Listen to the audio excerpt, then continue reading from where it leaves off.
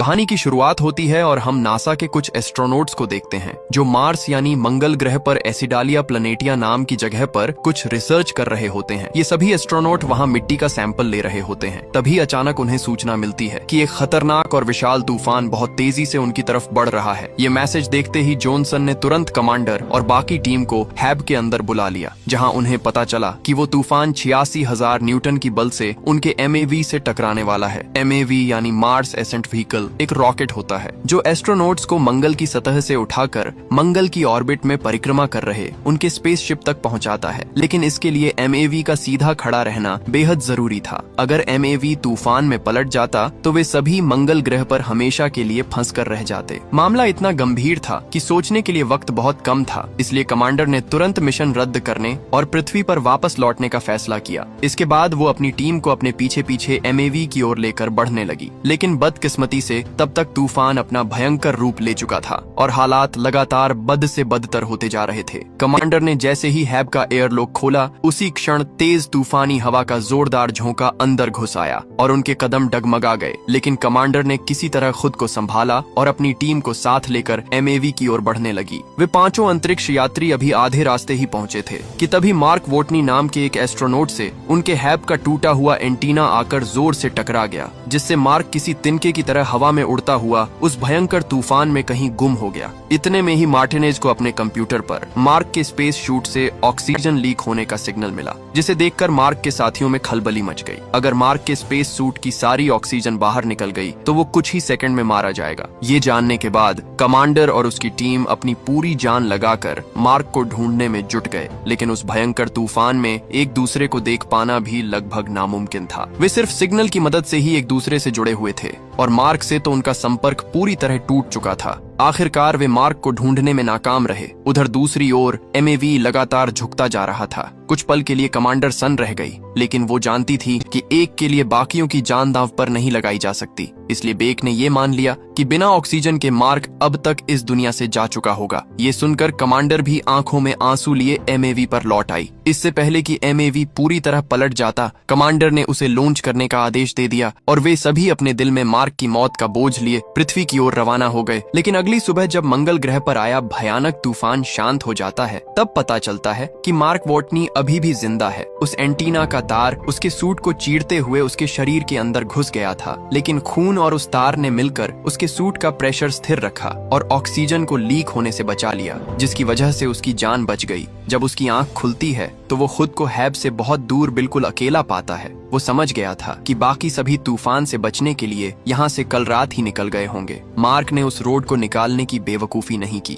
बल्कि उसे antenna dish से अलग कर दिया और दर्द सहते हुए किसी तरह हैब तक पहुंच गया। हैब के अंदर हवा का दबाव सामान्य था। मार्क ने तुरंत अपना स्पेस सूट उतार कर फेंक दिया और एक झटके में उस रोड को अपने पेट से खींचकर बाहर निकाल दिया। उसकी दर्दनाक चीख पूरे हैब में गूंज उठी, लेकिन एंटीना का एक छोटा टुकड़ा अब भी उसके पेट में फंसा हुआ था। मार्क ने फर्स्ट एड किट की मदद से किसी तरह उस टुकड़े को भी बाहर निकाला और स्टेपलर से अपने जख्म पर टांके लगा लिए। उस असहनीय दर्द ने मार्क के दिमाग को झकझोर कर रख दिया था। लेकिन ये तो बस शुरुआत थी। मार्क के लिए मुसीबतों का असली सिलसिला अब शुरू होने वाला था, क्योंकि वो मंगल ग्रह के बीहड़ रेगिस्तान में बिल्कुल अकेला फंस चुका था। जिस डिश से मार्क टकराया था वो कम्युनिकेशन सैटेलाइट डिश थी, जो अब पूरी तरह नष्ट हो चुकी थी। इस वजह से मार्क ना तो अपने साथियों से संपर्क कर सकता था और ना ही नासा से, और अगर किस्मत से उसका संपर्क नासा से हो भी जाता तो मंगल ग्रह तक कोई भी मदद पहुंचाने में नासा को कम से कम 4 साल का समय लगेगा। और इस वक्त मार्क जिस हैब में खुद को सुरक्षित महसूस कर रहा था, उसे सिर्फ 31 दिन तक टिकने के लिए बनाया गया था। अगर उससे पहले ऑक्सीजन मशीन खराब हो जाती है तो मार्क दम घुटने से मर जाएगा। अगर वाटर रिक्लेमर यानी पानी साफ करने वाली मशीन खराब हो जाती है तो वो प्यास से मर जाएगा। लेकिन अगर किसी चमत्कार से हैब ज्यादा दिन तक टिक भी जाता है और कोई दुर्घटना भी नहीं होती, तब भी मार्क के पास इतना खाना नहीं है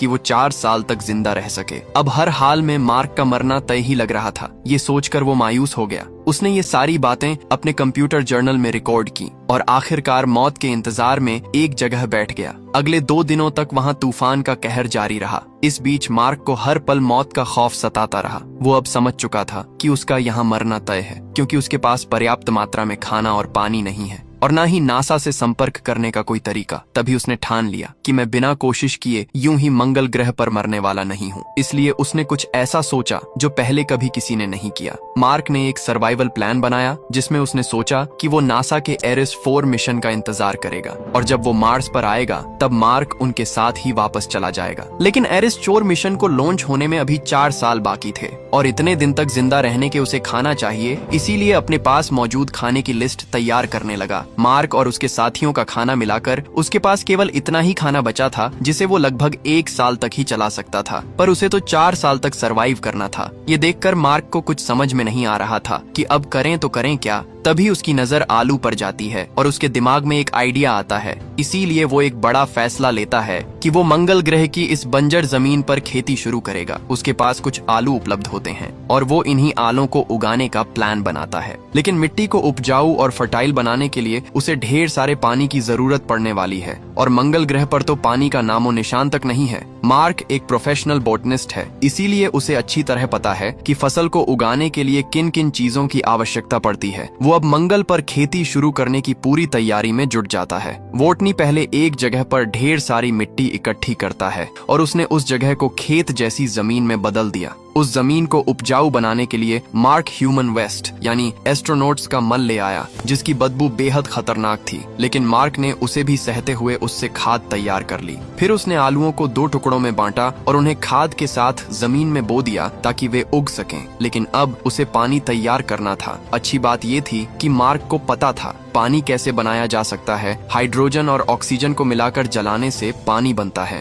और इस काम को करने के लिए वोटनी के पास जरूरी सारे साधन मौजूद थे। जब वो पहली बार हाइड्रोजन में ऑक्सीजन मिलाता है तो एक जबरदस्त विस्फोट हो जाता है, क्योंकि वो कमरे में मौजूद ऑक्सीजन की मात्रा को कैलकुलेट नहीं करता जो उसकी सांसों से लगातार निकलती रहती है। लेकिन अगली बार वो हाइड्रोजन और ऑक्सीजन को सही अनुपात में मिलाकर जलाने में सफल हो जाता है और अब वहाँ पानी बनना शुरू हो जाता है। दरअसल इस प्रक्रिया से वाष्पीकरण होता है जिससे वहाँ पर पानी की छोटी छोटी बूंदें बनने लगती हैं और उसकी मिट्टी को जितने पानी की जरूरत होती है वहाँ पर पानी तैयार हो जाता है और कुछ दिनों के बाद वहाँ पर पहला पौधा अंकुरित होता है जिसे देखकर मार्क को बहुत ज्यादा खुशी मिलती है। वहीं दूसरी तरफ पृथ्वी पर नासा ने मीडिया को ये बता दिया कि मार्क वोटनी अब इस दुनिया में नहीं रहे। पूरी दुनिया में ये खबर आग की तरह फैल गई और उसका अंतिम संस्कार भी कर दिया गया। इसके बाद अगले दिन विंसेंट को दिखाया जाता है जो नासा के कार्यालय पहुंचकर नासा के डायरेक्टर से सैटेलाइट को मिशन एरिस 3 की तरफ मोड़ने को कहते हैं। लेकिन डायरेक्टर टेडी उन्हें ऐसा करने से मना कर देते हैं, क्योंकि अगर उन्होंने ऐसा किया तो मार्क वोटनी की लाश पूरी दुनिया के सामने दिखाई पड़ सकती थी। इससे नासा की इमेज खराब हो सकती थी और आने वाले मिशनों के लिए फंड जुटाने में भी मुश्किलें आ सकती थीं। लेकिन विंसेंट हार मानने वाले नहीं थे। उन्होंने एरिस 3 मिशन एरिया के कोऑर्डिनेट्स यानी मिंडी पार्क को भेजा। मिंडी एक सैटेलाइट एक्सपर्ट है। जब सैटेलाइट कैमरा उनके बताए कोऑर्डिनेट्स की तरफ किया तो मिंडी हैरान रह गई। वो देखती है कि वहाँ पर उनके जो इक्विपमेंट थे वे एक जगह से दूसरी जगह शिफ्ट किए गए हैं, साथ ही रोवर भी अपनी जगह से हटा दिया गया था। ये देखकर उसे यकीन हो जाता है कि मार्क अभी भी जिंदा है। वो तुरंत मार्स प्रोग्राम के हेड विंसेंट को बुलाती है और पूरी हालत बताती है। विंसेंट ये जानकारी नासा के डायरेक्टर टेडी सैंडर्स को भी बता देते हैं। डायरेक्टर इसे ये कहकर टालने की कोशिश करते हैं कि शायद तूफान की वजह से ऐसा हुआ होगा, लेकिन विंसेंट उसे बताता है कि सोलर पैनल्स को भी साफ किया गया है। इसे देखकर डायरेक्टर को भी यकीन हो जाता है कि मार्क मरा नहीं है और अभी जिंदा है। ये खबर उन्हें उलझन में डाल देती है, क्योंकि मार्क की मौत की खबर पूरी दुनिया में फैल चुकी है और उसका अंतिम संस्कार भी हो चुका है। अब नासा किस मुंह से मीडिया के सामने ये कहेगा कि मार्क वोटनी अभी भी जिंदा है? तब वे सभी लोग ये फैसला करते हैं कि इस खबर को मीडिया को बता देंगे, लेकिन हरमीस में पृथ्वी पर आ रहे बाकी क्रू को इसकी जानकारी नहीं दी जाएगी, ताकि ये सुनकर उन्हें दुख ना हो और वे इस गिल्ट में ना रहे कि उन्होंने मार्क को मंगल पर मरने के लिए अकेला छोड़ दिया है। उधर मार्क को अब मंगल ग्रह पर फंसे 70 दिन बीत चुके थे। अब तक उसने खाने और पानी का बंदोबस्त तो कर लिया था, पर अब उसे मंगल ग्रह से निकलने की प्लानिंग बनानी थी। मार्क को ये बात अच्छी तरह पता था कि नासा का अगला एरिस 4 मिशन अब से ठीक 4 साल बाद शिया पर्ली क्रेटर पर लैंड करेगा। लेकिन समस्या ये थी कि उसकी वर्तमान लोकेशन से लगभग 3200 किलोमीटर की दूरी पर थी। मंगल से जीवित निकलने का अब उसके पास यही एक रास्ता था कि उसे किसी तरह 4 साल बाद उस स्थान पर पहुंचना होगा। मार्क ने कैलकुलेशन की कि वहां तक पहुंचने में उसे लगभग 50 दिन का समय लगेगा। उसने फौरन अपनी तैयारियां शुरू कर दी। उसके पास एक रोवर था जो चलने की हालत में नहीं था, लेकिन मार्क ने अपना साइंटिफिक दिमाग लगाया उसने खराब रोवर के जरूरी पार्ट्स निकालकर दूसरे वर्किंग रोवर में फिट कर दिए। इस मॉडिफिकेशन के बाद अब उसका रोवर इतनी लंबी दूरी का सफर तय करने के काबिल बन चुका था। लेकिन अब उसके सामने एक और नई समस्या थी। रात में मंगल ग्रह पर खून जमा देने वाली ठंड होती है। इसका हल निकालने के लिए मार्क ने उस न्यूक्लियर बैटरी को जमीन से खोद कर बाहर निकाला, जिसे मंगल पर पहुंचते ही उसकी टीम ने जमीन में दफना दिया था, क्योंकि अगर गलती से भी बैटरी को कोई नुकसान पहुंचा तो उसमें जो रेडिएशन निकलेगी उसके संपर्क में आने वाला हर इंसान सीधा परलोक चला जाएगा। हालांकि मार्क ने जोखिम उठाते हुए सावधानी से उसे अपने रोवर में लटका दिया, जिससे उस बैटरी से निकलने वाली हीट से उसकी ठंड की समस्या दूर हो गई। उधर पृथ्वी पर मार्क को बचाने के लिए नासा ने कोशिश शुरू कर दी। उन्होंने JPL यानी जेट प्रोपल्शन लेबोरेटरी, जो नासा के लिए प्रोब और स्पेसशिप बनाने का काम करती है, उन्हें 3 महीने के अंदर प्रोब बनाने का मुश्किल काम सौंपा। JPL के डायरेक्टर ब्रूस और उनकी पूरी टीम पर अब भारी प्रेशर था। नॉर्मली किसी भी प्रोब को तैयार करने में कम से कम 6 महीने का वक्त लगता है, लेकिन उनके पास इसका आधा समय भी नहीं था। नासा का मास्टर प्लान ये था कि इस प्रोब के जरिए मार्क के पास अगले 4 सालों के लिए राशन और सर्वाइवल का सारा जरूरी सामान पहुंचाया जाए। प्लान के मुताबिक जब 4 साल बाद एरिस 4 की टीम मंगल पर लैंड करेगी तो वे मार्क को भी अपने साथ रेस्क्यू करके धरती पर वापस ले आएंगे। JPL की टीम इस नामुमकिन से दिखने वाले मिशन को पूरा करने में दिन रात जुट गई। दूसरी तरफ नासा के एडमिनिस्ट्रेटर टेडी सैंडर्स ने कम्युनिकेशन इंजीनियर मिडी को एक बड़ी जिम्मेदारी सौंप दी। मिंडी को अब सैटेलाइट्स के जरिए मार्क की हर एक्टिविटी और मूवमेंट पर पैनी नजर रखने का पूरा एक्सेस दे दिया गया था, ताकि पल पल की खबर रखी जा सके। उधर दूसरी ओर मार्क की मेहनत रंग लाई और उसके बोए हुए आलुओं की फसल अब पूरी तरह तैयार हो चुकी थी। लहराती फसल को देखकर मार्क का चेहरा भी खुशी से खिल उठा, क्योंकि पैदावार उसकी उम्मीद से कहीं ज्यादा बेहतर हुई थी। मार्क ने लगभग 400 बढ़िया आलू तैयार किए। उसने अपनी सूझबूझ से बड़े आलुओं को खाने के लिए अलग रख लिया और छोटे आलुओं को उसने दोबारा उगने के लिए फिर से मिट्टी में डाल दिया। इस स्मार्ट प्लानिंग की बदौलत मार्क ने मंगल जैसे बंजर ग्रह पर अपने खाने का एक परमानेंट इंतजाम कर लिया था। अब उसे भूख से मरने का डर नहीं था, लेकिन मार्क अच्छी तरह जानता था कि जब तक वो नासा से सीधे बातचीत का कोई जरिया नहीं ढूंढ लेता, तब तक उसकी सारी कोशिशें बेकार जा सकती हैं। हालांकि मंगल जैसे वीरान ग्रह पर यह करना मार्क के लिए बहुत ही मुश्किल था, लेकिन उसने हार नहीं मानी और आखिरकार उसे एक रास्ता मिल ही गया। मार्क बिना वक्त बर्बाद किए अपने रोवर में बैठकर एक अनजान सफर पर निकल जाता है। पृथ्वी पर सैटेलाइट के जरिए उसकी हर हरकत पर नजर रख रहे मिडी और विंसेंट ये देखकर पूरी तरह कंफ्यूजन में पड़ गए। उन्हें समझ नहीं आ रहा था कि मार्क अपनी सुरक्षित जगह को छोड़कर आखिर जा कहां रहा है और उसके दिमाग में क्या चल रहा है। मार्क पिछले 13 दिनों से लगातार एक अनजान दिशा में बढ़े जा रहा था, जिससे नासा की टीम पूरी तरह उलझन में थी। किसी को समझ नहीं आ रहा था कि आखिर उसका प्लान क्या है। लेकिन तभी विंसेंट के दिमाग की बत्ती चली। जब उसने मैप पर मार्क के रूट को ट्रैक किया तो उसे सब समझ आ गया।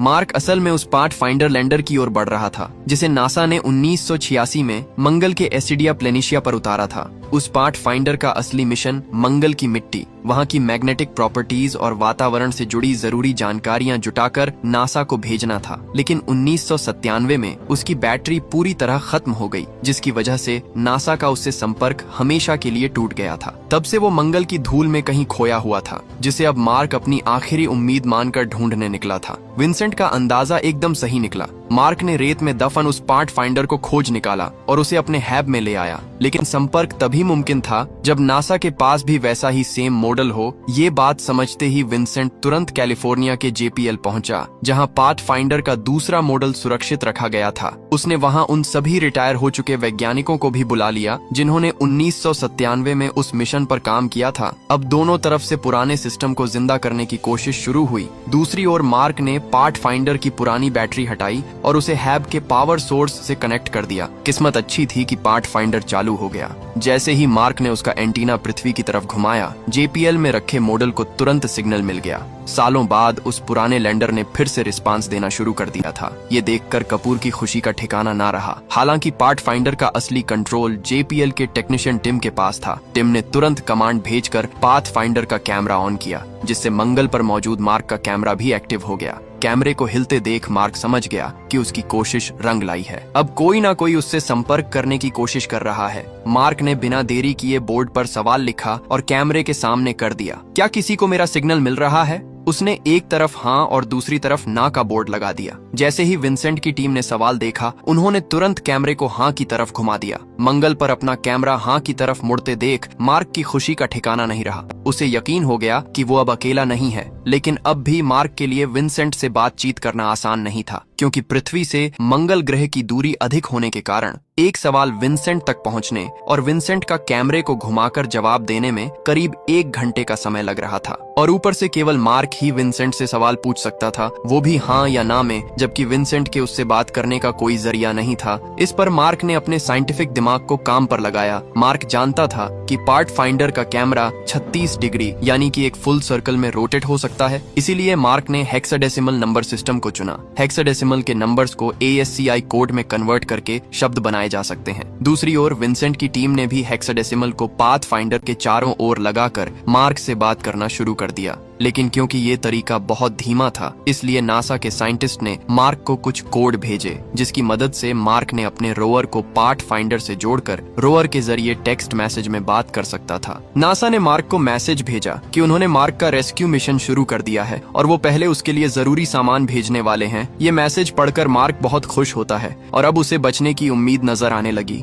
मार्क ने जब नासा से पूछा कि क्या उसकी टीम को पता है कि मैं जिंदा हूँ, इस पर नासा ने जवाब दिया कि नहीं, जिसे पढ़कर मार्क को काफी गुस्सा आया। लेकिन अब नासा ने मार्क से संपर्क कर लिया था, तो उन्होंने क्रू को ये खबर देने का फैसला किया। ये सुनकर मार्क की टीम सदमे में आ गई। हालांकि उन्हें मार्क के जिंदा होने से खुशी तो हुई, पर उसे अकेला छोड़ देने का पछतावा भी हो रहा था। इस दौरान वो लगातार नासा को अपने और अपने हैब की कंडीशन की अपडेट भेजता रहता था। सब कुछ ठीक चल रहा था। मार्क की आलू की फसल भी अच्छी हो रही थी। लेकिन एक रात एक भयानक हादसा हुआ। एयरलॉक का बार बार इस्तेमाल होने के कारण वो प्रेशर नहीं झेल पाया और एक जोरदार धमाके के साथ फट गया। मार्क दूर जा गिरा और उसके हेलमेट में छेद हो गया। मार्क ने तुरंत टेप से छेद को बंद कर लिया। लेकिन जब वो हैब के अंदर पहुंचा तो मंगल की जानलेवा ठंड ने उसकी पूरी फसल और मिट्टी के जरूरी बैक्टीरिया को जड़ से खत्म कर दिया था। अब वहाँ दोबारा खेती करना नामुमकिन था, इसलिए मार्क बहुत उदास हो जाता है। उसके पास बचा हुआ खाना सिर्फ कुछ 100 दिनों के लिए था। पृथ्वी पर नासा मार्क के लिए एक सप्लाई मिशन भेजने की तैयारी करता है, लेकिन जल्दबाजी में बनाया गया वो रॉकेट लॉन्च के तुरंत बाद फट जाता है। मार्क की आखिरी उम्मीद भी टूट जाती है। उसने कमांडर ल्यूस को एक मैसेज भेजा कि अगर वो मर जाए तो उसके माता पिता को बताएं। उसके बेटे की मौत के पीछे एक बड़ा और नेक मकसद था। हालांकि मार्क ने अभी तक हार नहीं मानी थी, बल्कि वो हर हालात के लिए खुद को तैयार कर रहा था। दूसरी तरफ पृथ्वी पर चीन की स्पेस एजेंसी के चीफ साइंटिस्ट और डेप्यूटी चीफ साइंटिस्ट टीवी पर मार्क के रेस्क्यू मिशन फेल होने की खबर देख रहे थे। तभी चीन की स्पेस एजेंसी ने इंसानियत के नाते मदद का हाथ बढ़ाया और नासा को अपना एक तैयार बूस्टर रॉकेट देने का फैसला किया। नासा के पास एक और मौका था, लेकिन अब आता है रिच पर्नेल, नासा का एक जीनियस लेकिन थोड़ा सन की एस्ट्रोडायनामिस्ट। उसने एक क्रेजी लेकिन ब्रिलियंट प्लान बनाया जिसे रिच पर्नेल मैन्यूवर कहा गया। प्लान ये था कि हर्मेस स्पेसशिप को पृथ्वी पर लैंड कराने के बजाय पृथ्वी की ग्रेविटी का इस्तेमाल करके उसे एक गुलेल की तरह वापस मंगल ग्रह की ओर भेज दिया जाए। ये एक बहुत ही रिस्की प्लान था। नासा के डायरेक्टर ने इसे मना कर दिया, लेकिन मिशन डायरेक्टर मिच ने चुपके से ये प्लान हार्मेस की टीम को भेज दिया। अब फैसला टीम को करना था, या तो सुरक्षित घर लौटें या फिर अपनी जान दांव पर लगाकर अपने दोस्त को बचाने के लिए 500 से ज्यादा दिन का एक और सफर करें। बिना एक पल सोचे पूरी टीम ने फैसला किया कि वो मार्क को बचाने के लिए जाएंगे। अब मार्क को भी अपने हिस्से का काम करना था। उसे 50 दिन का लंबा सफर तय करके एरिस 4 मिशन के लिए पहले से रखे MAV तक पहुंचना था। ये एक अकेली और खतरनाक यात्रा थी, जिसमें वो कच्चे आलू खाकर गुजारा कर रहा था और खुद को स्पेस पायलट भी कहता था, क्योंकि वो अपनी मर्जी से MAV की तरफ बढ़ रहा था। मार्क मंगल ग्रह पर जहां भी जाता वहां कदम रखने वाला वो पहला इंसान बन जाता था। इसी जज्बे ने मार्क के मनोबल को गिरने नहीं दिया था। आखिरकार मार्क MAV तक पहुंच गया, लेकिन MAV को इतना हल्का करना था कि वो ऑर्बिट तक पहुंच सके। इसीलिए नासा ने उसे MAV की खिड़कियां, कंट्रोल पैनल और यहाँ तक कि उसकी नोक यानी कि नोज कोन भी निकालने को कहा। बेसिकली मार्क को एक ओपन टॉप यानी कि कन्वर्टेबल रॉकेट में उड़ना था, जिसके ऊपर सिर्फ एक त्रिपाल यानी कि एक टार्प लगा हुआ था। उधर हार्मेस मंगल के ऑर्बिट में पहुंच चुका था। मार्क ने MAV लॉन्च किया। लॉन्च के दौरान MAV की रफ्तार इतनी तेज थी कि वो त्रिपाल फट गया और मार्क बेहोश हो गया। हालांकि मार्क का MAV रॉकेट से अलग होकर मंगल की परिक्रमा तो करने लगा था, लेकिन बदकिस्मती से हर्मिस से उसकी दूरी 68 किलोमीटर थी, जिससे लुइस का मार्क को अपनी शिप पर ला पाना नामुमकिन था। इस पर लुइस ने मार्टिन्स को हर्मिस का इंजन स्टार्ट करने को कहा और वे थ्रस्टर्स की मदद से हर्मिस को जितना हो सके MAV के करीब ले गए। पर उधर मार्क अब भी MAV में बेहोश पड़ा था। जब मार्क होश में आया तो मार्क की आवाज सुनकर लुइस और उसकी टीम को बहुत खुशी हुई, लेकिन मार्क के MAV और हर्मिस के घूमने की रफ्तार में 42 मीटर प्रति सेकंड का फर्क था, जिससे अब भी मार्क को हर्मिस पर ला पाना नामुमकिन था। अगर वे हर्मिस की घूमने की रफ्तार को कम करके MAV की रफ्तार के लगभग बराबर ले आएं, तभी वे मार्क को पकड़कर हर्मिस पर ला सकते थे। लेकिन इसके लिए वे दोबारा हर्मिस का इंजन स्टार्ट नहीं कर सकते थे, क्योंकि उनके पास इतना फ्यूल नहीं बचता कि वे वापस पृथ्वी पर लौट पाते। उसे पकड़ने के लिए कमांडर लुइस ने एक और क्रेजी प्लान बनाया।